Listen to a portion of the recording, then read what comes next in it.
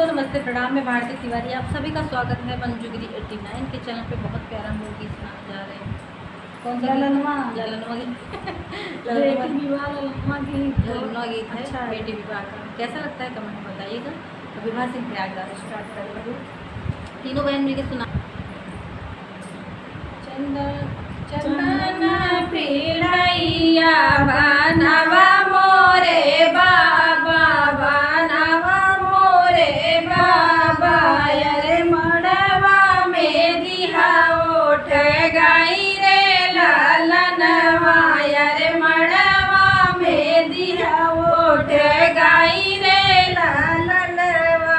सिर पिड़ई बैठाई बेटियों का मन, बेटी जो है निहारी जी के बटरे लालनवा, अरे जो है निहारी जी के बटरे लालनवा।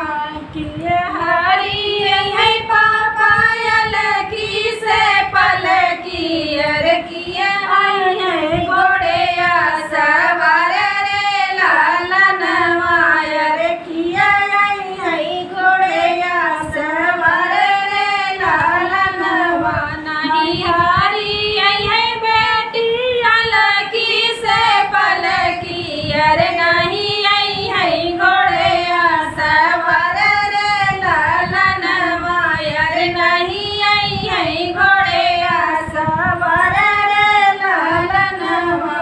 तोराई हरी बेटी सजल रथ गड़िया, अरे चारोरी दोस्ताई रे लालनवा, अरे चारी है बेटी सजल रथ गड़िया, अरे चारोरी दोस्ताई रे लालनवा, अरे चारोरी दोस्ताई रे लालनवा। किया हारी है चाचा बुढ़वा से ठेंगवा, अरे किया हारी बहिना दाना रे लालनवा, अरे किया हारी बहिना दाना रे लालनवा।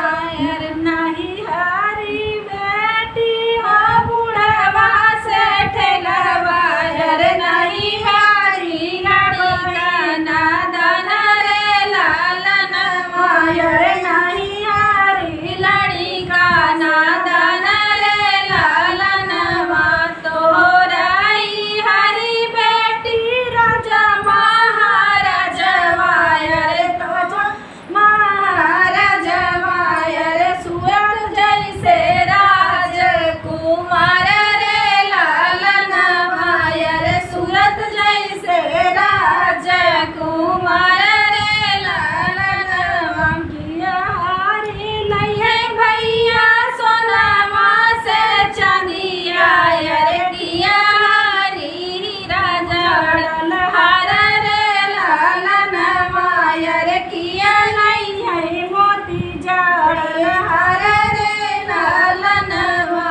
तो ही हारी है बहिनी जो सोनामा से चांदिया, अरे नहीं है मोती जड़ हार रे लालनवा, अरे नहीं है मोती जड़ हार रे लालनवा। तोराई हरी बहिनी नहीं है काठे कैसे नोरवा, अरे जनवा जनवा है बात रे लालनवा, अरे जनवा जनवा सुहाग रे लालनवा। उसको कैसा लगेगा कि कमेंट में बताइएगा जरूर।